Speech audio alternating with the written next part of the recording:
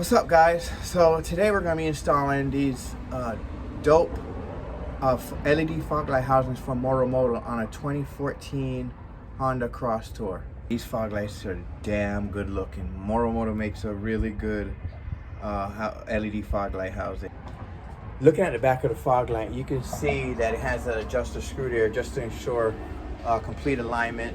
You can also see that there are two spade terminals there that are made to plug directly into the H11 adapter so that it plugs right into the car's factory harness.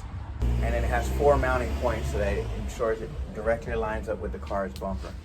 While here, now is the time to change the low beams and high beams to ensure that everything matches on the front end.